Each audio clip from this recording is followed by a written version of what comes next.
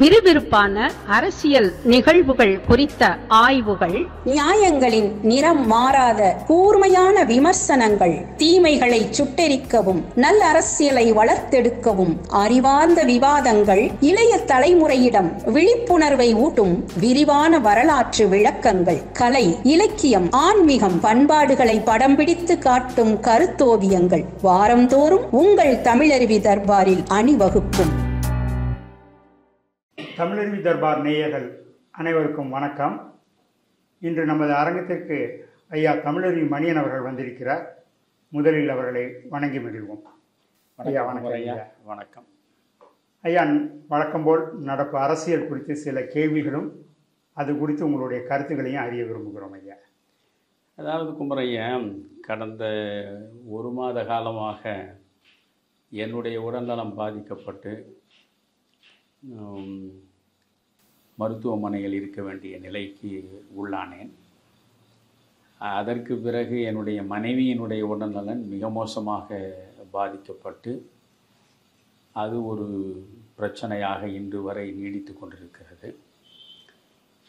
ஒரு 5 நாட்களுக்கு முன்பு 65 ஆண்டுகளாக என்னுடைய உயிர் நண்பனாக விளங்கி என் உதிரத்தின் அணுக்களிலெல்லாம் கலந்துவிட்ட ஒரு நண்பனை நான் இழந்து விட்டேன். எதிர்பாராத வகையில் மரணம் வந்து தழுவிக்கொண்டது. எனவே அடுத்தடுத்து பல்வேறு சோதனைகள் முற்றுகையிட்டதன் விளைவாக எதன் மீதும் எனக்கு நாட்டமில்லாமல் போனது. அதனால் அரசியல் களம் உட்பட எதிலும் நான் மிகப்பெரிய அளவுக்கு கவனத்தை செலுத்தவில்லை. அதே நேரத்தில் வயதும் 76 முடிந்து 77 தொடங்கிவிட்டது. 55 ஆண்டுகள் என்னால் இயன்ற அளவுக்கு இந்த சமூக மக்களிடம் விழிப்புணர்வை ஏற்படுத்துவதற்கு எழுத்திலும் பேச்சிலும் எவ்வளவோ நான் முயன்றிருக்கிறேன். இவற்றுக்கெல்லாம் பரிசாக அவதூறுகளைத்தான் என்னால் பெற முடிந்ததே தவிர வேறொன்றும் இல்லை. அதனால் இந்த சமூக வெளியில் எந்தவித எதிர்பார்ப்பும் இல்லாமல், எந்த கைமாறும் கருதாமல், உண்மை, ஒழுக்கம், நேர்மை ஆகியவற்றோடு காந்தியத்தை நெஞ்சில் நிறுத்தி காமராஜருடைய வழித்தடத்தில் ஒரு இயக்கத்தை கொண்டு செலுத்துவது என்பது எவ்வளவு சிரமங்களுக்கு உரியது என்பதை நான் அனுபவத்தில் அன்றாடம் உணர்கிறேன். எந்த ஊடகங்களும் நம் பக்கம் திரும்பி பார்ப்பதில்லை. இப்பொழுது உங்களுடைய தலைமையிலேயே திருச்சியில் ஒரு மிக முக்கியமான தமிழகத்தின் பிரச்சனையை முன்வைத்து நீங்கள் ஒரு ஆர்ப்பாட்டத்தை காமராஜர் மக்கள் கட்சியின் சார்பாக நடத்தினீர்கள். அது திருச்சியில் நீங்கள் நடத்திய ஆர்ப்பாட்டத்தினுடைய முக்கியமான கோரிக்கை என்ன? காவிரி வைகை குண்டாறு இணைப்பு. நீண்ட காலமாக நான் திட்டக்குழுவில் இருந்த காலத்திலேயே அது நடைமுறைக்கு கொண்டு வருவது என்று கலைஞர் ஆட்சியில் வேகப்படுத்தப்பட்ட ஒன்று. அது காவிரி வைகை குண்டாறு இணைப்பு திட்டம் என்பது புதுக்கோட்டை மாவட்டத்தை நீர்வளம் நிறைந்ததாக மாற்றுவதற்கான அந்த முயற்சி இன்று வரையில் அது 100 விழுக்காடு நடைபெறவில்லை. இப்படி அதை நீங்கள் விரைவுபடுத்துவதற்காக மக்களிடம் விழிப்புணர்வை தூண்டுவதற்கும் அரசின் கவனத்தை திருப்புவதற்கும் ஒரு போராட்டத்தை காமராஜர் மக்கள் கட்சியின் சார்பில் அங்கே நீங்கள் நடத்தினீர்கள். பிறகு நீங்கள் மதுரையில் மிக முக்கியமாக எல்லாவற்றிற்கும் சென்னையை நோக்கியே தென் மாவட்டங்களிலிருந்து வரக்கூடியவர்கள் எந்த பிரச்சனையையும் அணுகுவதாக இருப்பதில் உள்ள சிரமங்களை எல்லாம் நினைவில் வைத்து நீங்கள் தென் மண்டலத்தை பொறுத்தவரையில் மதுரையை மையமாக வைத்து அதை குறைந்தபட்சம் 2வது தலைநகரமாகவாவது மாற்றி அதை தென் மாவட்டங்களினுடைய மக்களின் பிரச்சனைகளுக்கு வேகமாக தீர்வு கிடைப்பதற்கு வழியமைக்க வேண்டும் என்று ஒரு ஆர்ப்பாட்டத்தை நீங்கள் பெரிதாக காமராஜர் மக்கள் கட்சியின் சார்பாக நடத்தி இருக்கிறீர்கள். பிறகு நீங்கள் குமரி மாவட்டத்தில் நாகர்கோவிலில் கனிம வள கொள்ளைக்கு எதிராக ஒரு ஆர்ப்பாட்டத்தை நீங்கள் நடத்தி இருக்கிறீர்கள். இப்படி தொடர்ந்து இந்த கட்சி பல்வேறு கட்டங்களில் மக்கள் பிரச்சனையை மையமாக வைத்துத்தான் செயற்பட்டு கொண்டிருக்கிறது. ஆனால் எந்த ஊடகமும் இதுபோன்று ஒரு கட்சி இருக்கிறது, மக்கள் நலன் சார்ந்து இயங்குகிறது, என்று நினைத்து இந்த கட்சியின் பக்கம் முகம் திருப்புவதும் இல்லை. இந்த கட்சி நடத்தக்கூடிய ஆர்ப்பாட்டங்கள், போராட்டங்கள், மக்கள் பிரச்சனைகள் தழுவிய ஒரு எந்த சிறிய அளவில் ஒரு போராட்டம் இருந்தாலும், ஒரு எதிர்ப்பை காட்டுவதாக இருந்தாலும், அதற்கெல்லாம் இந்த ஊடகங்கள் எந்த பக்கமும் கவனத்தை திருப்புவதில்லை. இவர்களுக்கு தேவையெல்லாம் சீமான். அன்றாடம் சீமானுக்கு முன்னால் போய் ஒலிபெருக்கிகளை வைத்துக்கொண்டு நிற்க வேண்டியது. அவர்களுடைய 24x7 மணி நேர தாகத்திற்கு வேண்டிய அளவுக்கு தண்ணீர் ஊற்றுவதற்கு சீமான் தயாராக இருக்கிறார். ஏதாவது ஒன்றை அவர் உணர்ச்சி வயப்பட்டு பேச வேண்டியது. அப்படி அவர் பேசுவதை மையப்பொருளாக வைத்து அதற்கு எதிர்வினையாற்றக்கூடியவரிடம் போய் நிற்பது, அவர்கள் சொல்லக்கூடிய கருத்தை எடுத்து வைப்பது, இப்படித்தான் இன்றைய அளவில் ஊடகங்களுடைய போக்கு நடந்து கொண்டிருக்கிறது. எனவே இங்கே காந்தியத்திற்கும் இடமில்லை, காமராஜருக்கும் இடமில்லை, நல்லரசியலுக்கும் இடமில்லை. ஒன்று வெறுப்பை தூண்டி பகைமை உணர்ச்சியை வெளிப்படுத்துகிற அரசியலுக்கு இங்கே இடம் இருக்கிறது. அல்லது ஏராளமாக பணத்தை வைத்துக்கொண்டு அந்த பணத்தை கொட்டி இறைத்து நடத்தக்கூடிய அரசியலுக்கு இங்கே இடம் இருக்கிறது.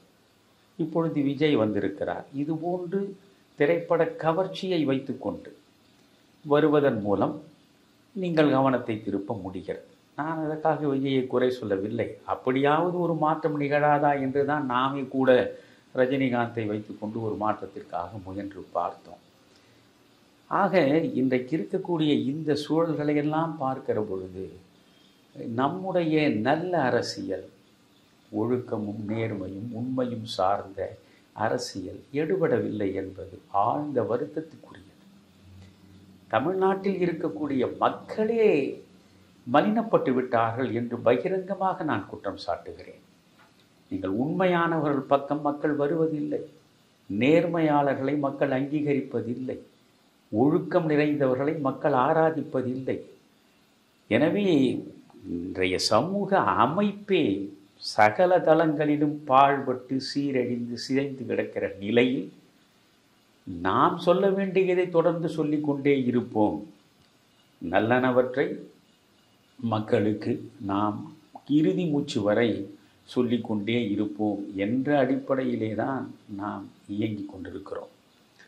இப்பொழுது நீங்கள் ஒரு மாத காலமாக பல்வேறு அரசியல் சார்ந்த சமூகத்தை பாதிக்கக்கூடிய பிரச்சனைகள் வந்திருக்கின்றன. என்னுடைய முதல் கேள்வி, இன்றைக்கு பெரியார் விமர்சிக்கப்பட வேண்டிய அவசியம் என்ன? 1973 பெரியார் கண்மூடினார். ஏறக்குறைய 51 ஆண்டுகள் ஆகின்றன.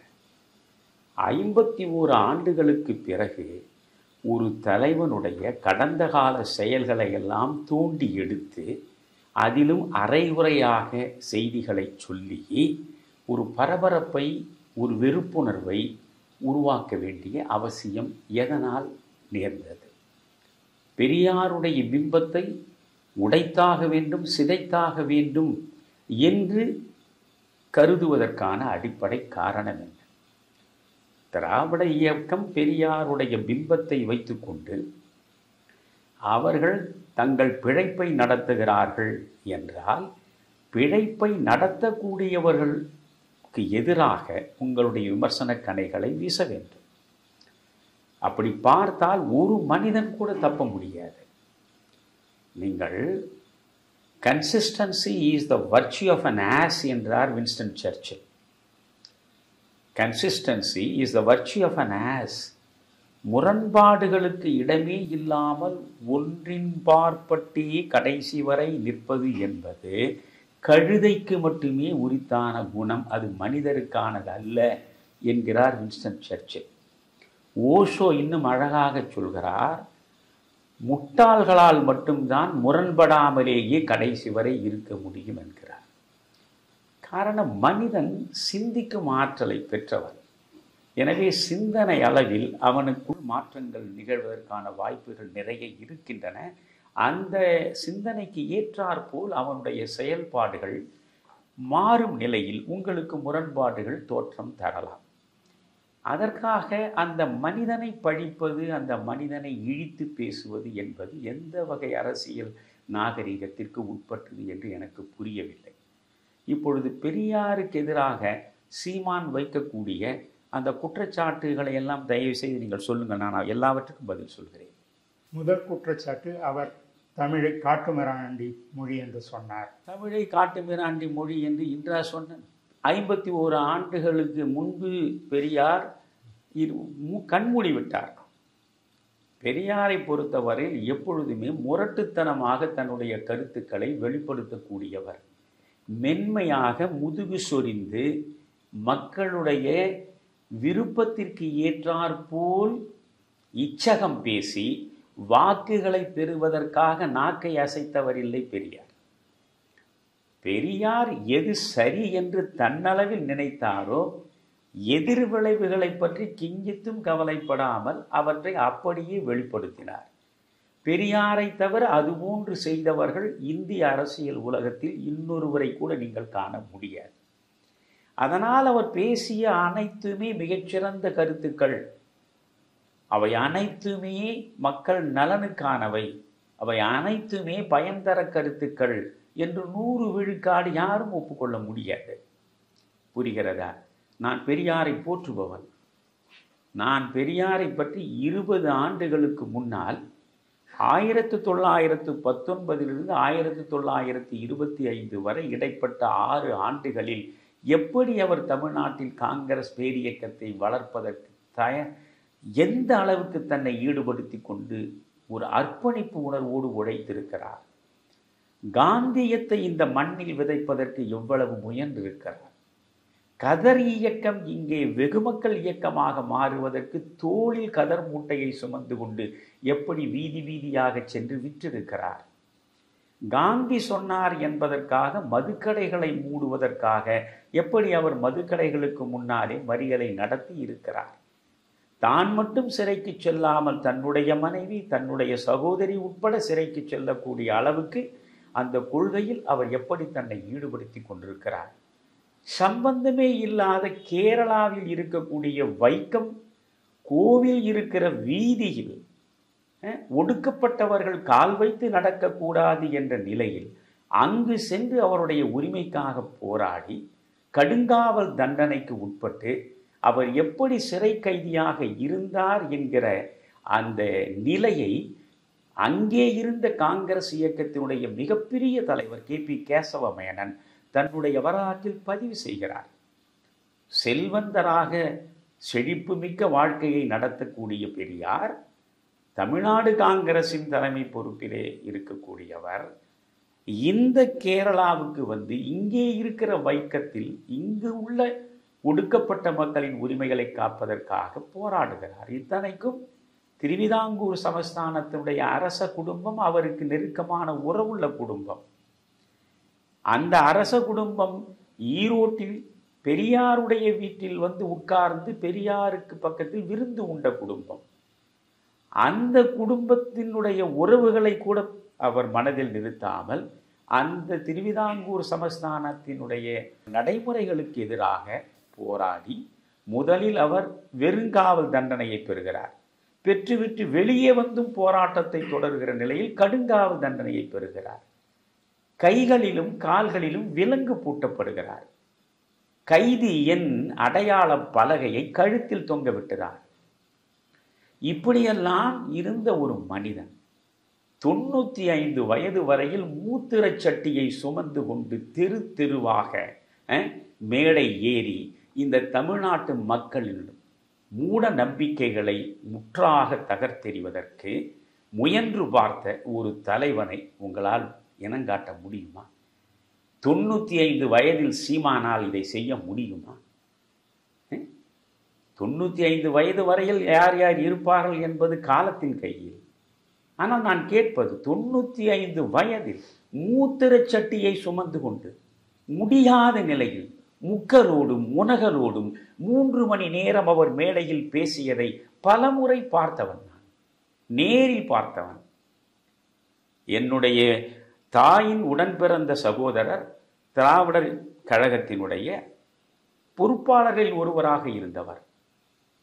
6 மாதத்திற்கு ஒரு முறை அவர் தலைமையில் கூட்டம் நடக்கும் பெரம்பூரில். எங்கள் வீட்டிற்கு முன்னாலே தான் நடக்கும். மிகச்சரியாக 7 மணிக்கு நிகழ்ச்சி என்றால் 6:45 மணிக்கே பெரியார் மேடையில் வந்து அமர்ந்து விடுவார். பெரியார் அமர்ந்த பிறகு பெரியாரோடு ஒரு நாயையும் அவர் அன்போடு வளர்த்தார். அந்த நாயும் அந்த மேடையில் இருக்கும். முதலில் தலைமை உரை என்று ஒரு 2 நிமிடம் பேசிய பிறகு வீரமணி பேசுவார். ஏராளமான சான்றாதாரங்களை வைத்துக்கொண்டு அவர் ஏறக்குறைய ஒரு 3/4 மணி நேரம் 1 மணி நேரத்துக்கு குறையாமல் அவர் பேசுவார். அவர் பேசி முடித்த பிறகு 3 மணி நேரம் பெரியார் பேசுவார். சலிப்பே இருக்காது கேட்பவர்களுக்கு. அதுபோன்று யாரும் பேசியதும் கிடையாது. அவருடைய சீடர்களாக வந்தவர்கள் அத்தனை பேரும் பின்னாளில் எதுகையும் மோனையும் துள்ளி விளையாட அழகு தமிழில் அலங்கார நடையில் அள்ளி வீசினார்களே 1000 பொய்களை வீசுவதற்குத்தான் அலங்காரம் தேவைப்படுகிறது, ஒப்பனைகள் தேவைப்படுகிறது. ஆனால் அவர் கொச்சையாகவும் பச்சையாகவும் தான் பேசினார். வெகு மக்களுக்கு எது புரியுமோ அந்த மொழியில் மிக எளிதாக சென்று சேர்கிறார் போல் இயல்பாக மணிக்கணக்கில் பேசியவர் பெரியார். அப்படி அவரை பேசச் சொன்னது யார்? இதில் தமிழின் மீது அவருக்கு கோபம் இருந்தது என்று பார்த்தால் அவர் நிறைய முரண்பாடுகள் உடையவர். அதில் நீங்கள் சொல்வதென்றால் மிகப்பெரிய பட்டியலை போடலாம். அதில் ஒன்றும் மாற்று கருத்து இல்லை. 1967 வரை திராவிடர் முன்னேற்ற கழகத்தை அவர் எவ்வளவு கடுமையாக விமர்சித்தார். 67 ஆட்சிக்கு வந்த பிறகு அண்ணா திருச்சியில் இருந்த பெரியாரை நேரடியாக சந்தித்து இந்த அரசே உங்கள் காலடியில் காணிக்கையாக வைக்கப்படுகிறது என்று சொன்ன நிலையில் நெகிழ்ந்து உடனடியாக எப்படி அவர் திராவிட முன்னேற்ற கழக அரசுக்கு தன் ஆதரவை மாற்றிக்கொள்கிறார். நீங்கள் பார்ப்பது காமராஜரை நேற்று ஆதரித்தார். எப்பொழுது? ஆட்சி கட்டில் இருக்கிற பொழுது. காங்கிரஸை ஆதரித்தார். எப்பொழுது? காங்கிரஸ் ஆட்சி கட்டில் இருக்கிற பொழுது. பிறகு திமுகவை ஆதரிக்கிறார். எப்பொழுது? திமுக ஆட்சி கட்டில் இருக்கிற பொழுது. இந்த ஆட்சி அதிகாரத்தை பயன்படுத்தி தனக்கென்று ஏதாவது நன்மையை பெரியார் தேடிக்கொண்டார் என்று யாராம் சொல்ல முடியுமா? தான் எந்த கொள்கையை முன்வைத்து போராடி கொண்டிருக்கிறோமோ அந்த கொள்கைக்கு ஏற்றாற் போல் அரசை பயன்படுத்திக் கொள்வதுதான் பெரியாருடைய நோக்கமாக இருந்திருக்கிறது. வெள்ளைக்காரன் அரசாங்கத்திலே இருந்து நீங்கள் பார்த்தால் இதை துல்லியமாக என்னாலே சொல்ல முடியும். எந்த அரசு இருக்கிறதோ அந்த அரசை பயன்படுத்தி தான் நினைக்கக்கூடிய சமூக நலனுக்கான கொள்கைகள் என்று அவர் எதை நம்பினாரோ அந்த கொள்கைகளை நிறைவேற்றிக் கொள்வதற்கு அவர் அரசு சார்ந்து தன்னுடைய ஆதரவை வழங்கினாரே தவிர அவர் அந்த அரசுகளை வைத்துக்கொண்டு தனக்கென்று தனி லாபம் தேடிக்கொண்டவர் இல்லை. இவற்றையெல்லாம் சீமான் அவர்கள் பெரியாருடைய முழு வரலாற்றையும் ஆழ்ந்து படிக்க வேண்டும். புரிகிறதா? நான் பெரியாரை பற்றி ஏராளமாக படித்திருக்கிறேன். பெரியாரிடம் ஏற்க வேண்டியதை ஏற்கலாம், மறுக்க வேண்டியதை மறுக்கலாம். அதற்காக பெரியார் என்கிற தனி மனிதனை, அதிலும் மறைந்து விட்ட ஒரு தலைவரை நாம் இழித்தும் படித்தும் பேசுவது எந்த வகையிலும் பண்புடைமையாகாது. தமிழுக்கு 1938 இந்திய எதிர்ப்பு போராட்டத்தை அவர்தான் வேகப்படுத்துகிறார். ராஜாஜி இந்தியை பள்ளிக்கூடங்களில் அறிமுகம் செய்கிற பொழுது இந்திக்கு எதிராக அவர்தான் போராடுகிறார். ஆக இந்தி எதிர்ப்பு என்பது தமிழை வளர்ப்பதற்காக என்று அதை நாம் புரிந்து கொள்கிறோம். ஆனால் அவர் அதனால் சிறைக்கு போகிறார். ராஜாஜி ஆட்சியில் அவர் பெல்லாரி சிறையில் வைக்கப்பட்டார் நினைக்கிறேன். சிறையிலிருந்து விடுதலையாகிறார். விடுதலையான பிறகு சில நாட்களில் கோவைக்கு செல்கிறார். அங்கே மாணவர்களிடம் பேசுகிற பொழுது தெளிவாக சொல்கிறார், நான் இந்தியை எதிர்த்து போராடுவது என்பது தமிழுக்காக அல்ல, தமிழை வளர்க்க வேண்டும் என்பதற்காக அல்ல, ஆங்கிலத்தை நீங்கள் படிக்க வேண்டும் என்பதற்காக என்கிறார். முழுக்க முழுக்க ஆங்கிலத்திற்கு அவர் முன்னுரிமை கொடுக்கிறார். இதில் தமிழின் மீது அவருக்கு பகைமை இருந்தது, வெறுப்பு இருந்தது என்பதல்ல. இந்த மண்ணில் இருக்கக்கூடிய இளைஞர்கள் ஆங்கிலத்தை படிப்பதன் மூலம் அகில உலகத்திலும் சென்று வேலை வாய்ப்புகளை பெற்று தங்களை வளர்த்து கொள்ள முடியும். அதற்கான சாத்தியம் தமிழ் படிப்பதில் இல்லை, ஆங்கிலம் படிப்பதன் மூலம்தான் அது நடக்கும் என்ற நிலைப்பாட்டில் அவர் நின்றார். நீங்கள் அங்கே புரிந்து கொள்ள வேண்டும், அவருடைய நோக்கம் இந்த சமூகத்தில் இருக்கக்கூடிய ஏழையும் பாழையும் தமிழை படித்து தமிழ்நாட்டிலேயே முடங்கி விடாமல் அவர்கள் ஆங்கிலத்தை கற்று, ஏனென்றால் ஆங்கிலம் உலக மொழியாகிவிட்டது, அந்த ஆங்கிலத்தை கற்று உலகம் முழுவதும் இந்த தமிழினம் சென்று அதனுடைய வாழ்வாதாரத்தை வளப்படுத்திக் கொள்ள வேண்டும் என்பதுதான் அவருடைய நோக்கமாக இருந்தது. அதனால் கொஞ்சம் எதையுமே அவர் கூடுதலாக சொல்லி பழகியவர். அதனால் அவர் என்ன சொன்னார், வீட்டிலும் நீ ஆங்கிலத்திலேயே பேசு, உன் வேலைக்காரியிடமும் நீ ஆங்கிலத்திலேயே பேசு. இவற்றுக்கெல்லாம் குறிப்பு இருக்கிறது, என்னாலேயே கொடுக்க முடியும், இதையெல்லாம் யாரும் மறுக்க முடியாது. ஆனால் நான் பார்ப்பது பெரியாருடைய வெறும் பேச்சுக்களை வைத்துக்கொண்டு நான் பெரியாரை எடை போட தயாராக இல்லை. எதனால் இதை சொல்கிறார், இதனுடைய காரண காரியங்களை ஆய்ந்துதான் ஒரு மனிதன் மீது நாம் குற்றச்சாட்டை வைக்க வேண்டும். அவருக்கு ஆங்கிலத்தின் மீது மிகப்பெரிய மோகம் என்பதும் இல்லை, தமிழுக்கு எதிரான பகைமை என்பதும் இல்லை. தமிழை படிப்பதன் மூலம் நீங்கள் தமிழ்நாட்டுக்குள்ளேயே தான் இருக்க முடியும். இங்கே அரசு வேலை வாய்ப்பு என்ன எண்ணற்று விரிந்து கிடக்கிறதா? எல்லா இடங்களிலும் படித்துவிட்டு வெளியே வந்தால் உடனடியாக வேலை வாய்ப்பு இருக்கிறதா? இன்றைக்கு எத்தனை நம்முடைய பிள்ளைகள் அமெரிக்காவிலே மட்டும் லட்சக்கணக்கில் இருக்கிறார்களே.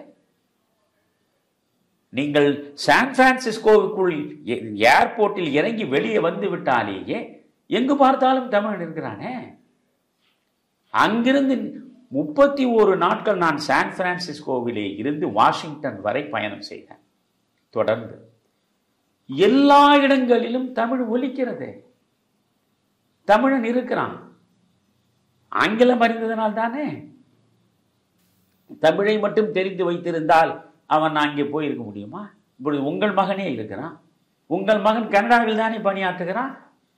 வெறும் தமிழை மட்டும் படித்து ஆங்கிலமே அறியாமல் இருந்திருந்தால் அவனை கனடாவுக்கு கை நீட்டி அழைக்குமா? இன்றைக்கு எவ்வளவு பெரிய அளவுக்கு இந்த தமிழ் சமூகத்தில் எத்தனை இளைஞர்கள் வெளிநாடுகளில் சென்று அவர்கள் அங்கே தங்களுடைய வாழ்க்கையை வளமாக்கி கொண்டிருக்கிறார்கள். அதற்கு அடித்தளத்தை அமைத்து கொடுத்தது எது? அவன் கற்ற ஆங்கிலம், அவன் பெற்ற தொழில்நுட்ப அறிவு. இதுதானே. இதைத்தான் அவர் முன்கூட்டியே சொல்கிறார். புரிகிறதா? தமிழை காட்டு மிராண்டி எதற்காக அவர் சொல்கிறார்? அவருக்கு இதுக்கு பார்க்கிறார், இந்த தமிழை சொல்லியே பிழைக்கக்கூடிய ஒரு கூட்டத்தை அவர் பார்க்கிறார். அதுதான் முக்கியமானது. உலகத்திலேயே முதலில் பிறந்த குரங்கு தமிழ் குரங்கு, உலகத்திலேயே முதலில் பிறந்தவன் தமிழன், உலகத்திலேயே முதலில் பிறந்த தமிழன் இந்த இம்மண்ணில் தமிழ்நாட்டிலே தான் பிறந்தான். தமிழை விட உலகத்திலேயே உயர்ந்த மொழி எதுவுமே கிடையாது. என் தாய்மொழியை பாராட்டுவதும் பெருமை பொங்க பேசுவதும் அது வேறு, என்னாலும் பேச முடியும். பழம்பெருமை பேசுவதில் ஒரு மகிமை இல்லை. பிற நாட்டு நல்லறிஞர் சாத்திரங்கள் தமிழ் மொழியில் பெயர்த்தல் வேண்டும், பாரதிய பேசுகிறான். இப்படி உட்கார்ந்து கொண்டு இந்த புலவர்கள் எல்லாம் பழம்பெருமைகளையே பேசிக் கொண்டிருப்பதை அவர் பார்க்கிறார்.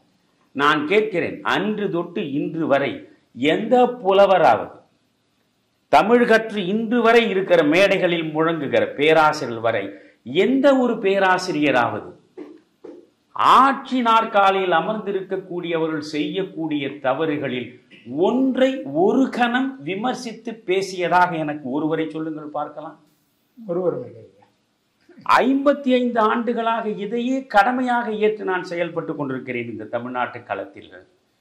புரிகிறதா உங்களுக்கு? அதனால் என்னுடைய எழுத்துக்கள் அங்கீகரிக்கப்படுவதில்லை, என்னுடைய பேச்சுக்கள் அங்கீகரிக்கப்படுவதில்லை. எனக்கு எந்த விதமான உரிய மரியாதையையும் எந்த அரசும் தருவதற்கு தயாராக இல்லை. இதற்காக நான் கவலைப்படவும் இல்லை. முதுகு சொரிந்தால் அனைத்தும் கிடைக்கும் என்பது எனக்கு தெரியும். இவற்றுக்கெல்லாம் மலினப்பட்டு என்னை விட்டுவிடக்கூடிய மனோநிலை உள்ளவன் நான் இல்லை.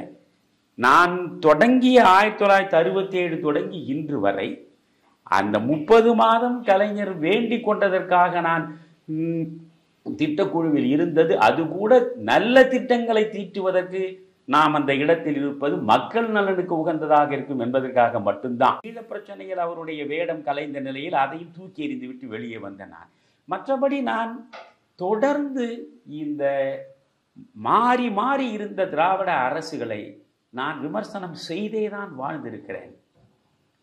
ஒரு பேராசிரியரை, ஒரு புலவரை எனக்கு காட்டுங்கள், எந்த ஆட்சியையாவது எதிர்த்து பேசுகிறேன் இல்லை இன்றைக்கு இருக்கிற சமூகத்தையே சீர்திருத்துவதற்காக படைப்பு இலக்கியங்களை படைப்பு இயக்கமாக நடத்தக்கூடிய பெரிய ஆட்கள்லாம் இருக்கிறார் அல்லவா?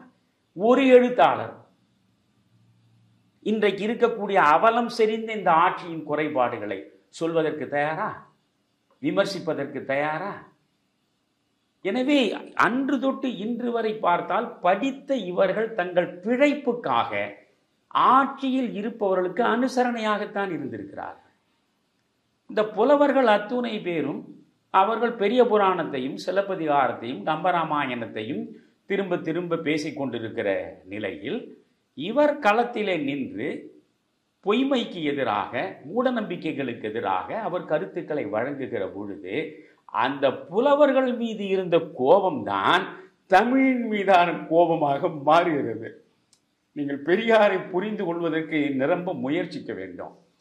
தமிழ் மீது கோபம் இல்லை, இந்த தமிழை வைத்து பிழைக்கக்கூடியவர்கள் மீது அவருக்கு இருந்த கோபம். அது தமிழ் காட்டு மிராண்டி மொழி, அது தமிழ் ஒரு சனியன் என்று சொன்னது தமிழை சொல்வதல்ல, தமிழை வைத்து பிழைக்கக்கூடியவர்களை அவர் சனியன் என்கிறார். இதை நீங்கள் ஒரு பக்கம் புரிந்து கொள்ளணும்.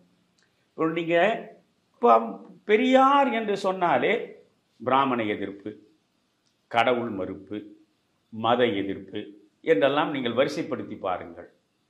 அவர் வாழ்ந்த காலத்தில், அதாவது இது ஏறக்குறைய இப்பொழுது நாம் பேசுவது ஒரு 60-70 ஆண்டுகளுக்கு முன்னால, அப்பொழுது இருந்த நிலை 3 விழுக்காடு பிராமணர்கள் மக்கள் தொகையில் இருக்கிறார்கள். பிராமணர் அல்லாதார் என்ற நிலையில் பல்வேறு சாதிகளை சார்ந்தவர்கள் 97 விழுக்காடு இருக்கிறார்கள். ஆனால் உயர் நீதிமன்றத்தில் போனாலும் பிராமணர்கள் தான் உட்கார்ந்து கொண்டிருக்கிறார்கள். காவல் நிலையத்தின் அதிகாரிகளாக பார்த்தாலும் பிராமணர்கள் தான் இருக்கிறார்கள். கோட்டையிலே இருக்கக்கூடிய அதிகார வர்க்கத்தை பார்த்தாலும் பிராமணர்கள் தான் இருக்கிறார்கள். சகல தளங்களிலும் பிராமணர்களுடைய ஆட்சி தான் நடக்கிறது என்கிற நிலை அப்பொழுது இருந்தது. அதை யாரும் மறுக்க முடியாது. அப்படி இருந்த அந்த நேரத்தில் பிராமணர்களுடைய ஆதிக்கத்தை ஒடுக்க வேண்டும், அப்போதுதான் பிராமணர் அல்லாதாருக்கான நலன்கள் காக்கப்படும் என்று அவர் கருதுகிறார். அதனால் அதை ஒரு முனைப்பாக அவர் மாற்ற ஜஸ்டிஸ் பார்ட்டி என்பது அது முழுக்க முழுக்க எந்த வகையிலும் போர்க்குணம் நிறைந்தது அல்ல.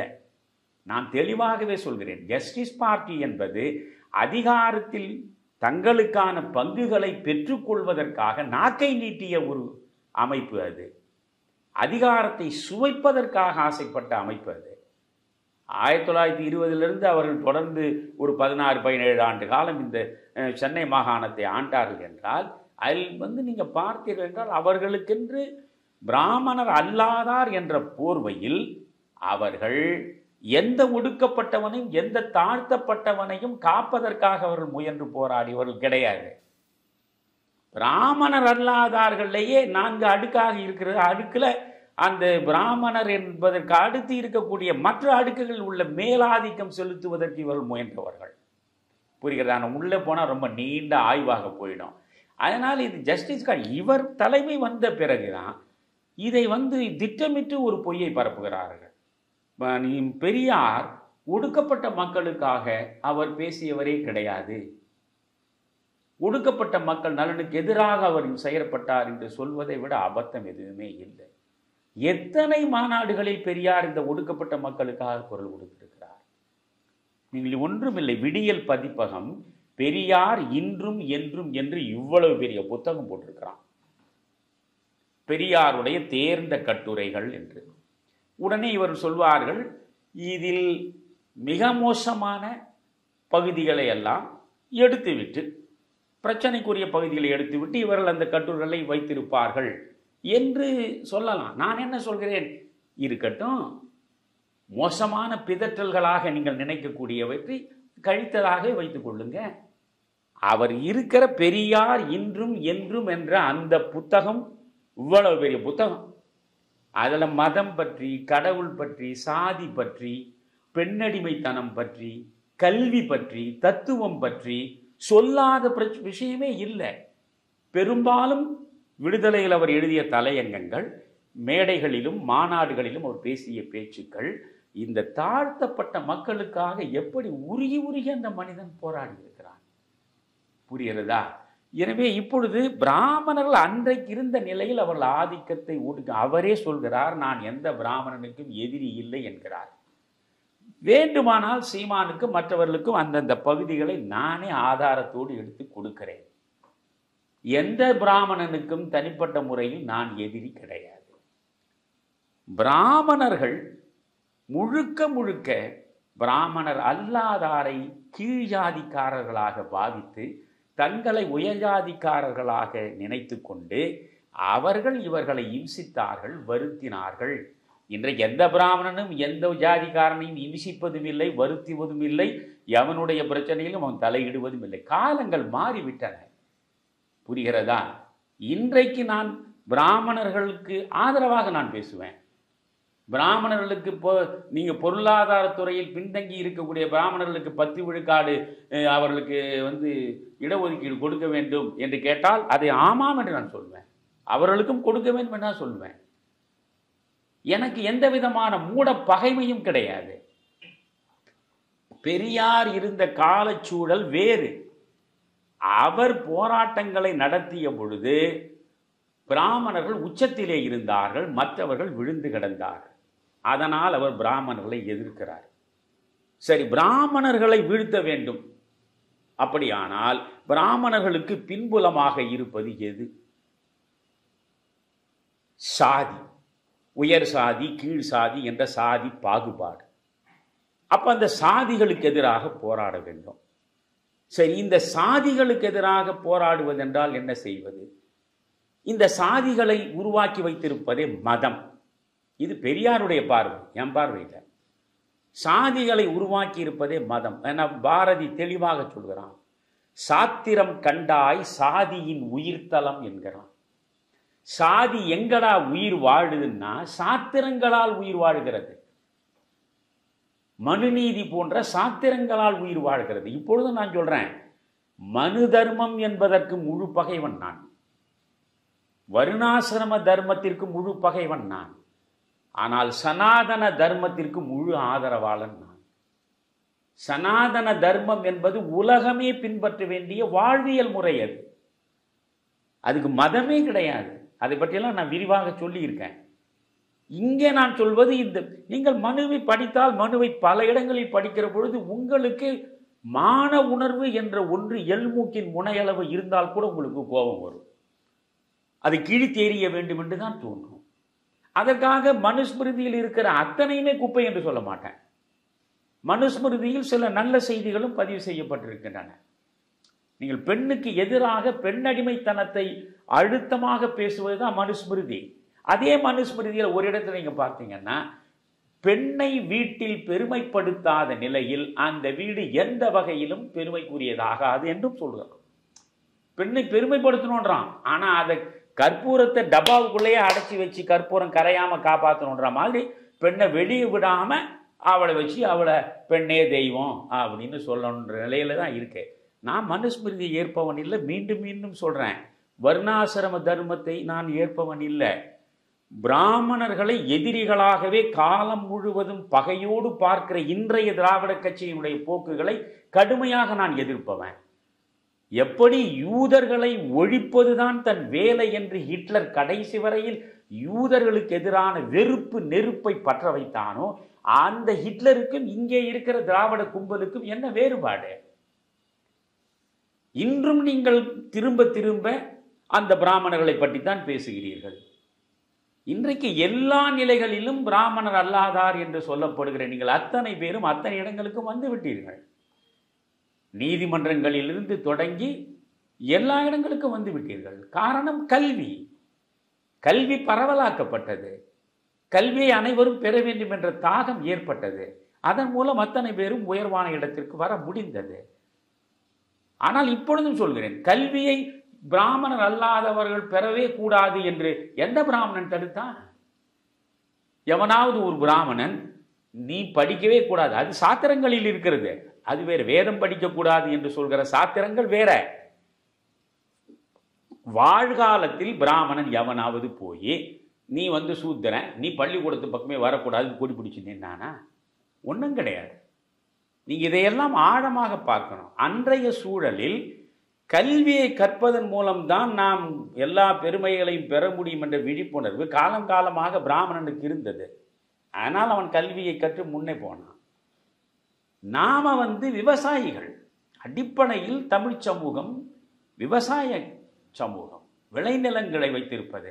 எவனுக்கும் நான் போய் கைகட்டி சேவகம் செய்ய வேண்டியதில்லை. விளைநிலங்களை நான் சுதந்திரமாக நான் அனுபவித்து எனக்கான உணவை தேடிக்கொள்ள முடியும் என்ற நிலையில் நீங்கள் இருந்தீர்கள். கல்வியின் பால் அதிக கவனம் செலுத்தவில்லை. அந்த கல்வியின் பக்கம் பார்வையை அதிகமாக இந்த பிராமணர் அல்லாதார் செலுத்துவதற்கு முயன்ற மனிதன் பெரியார்.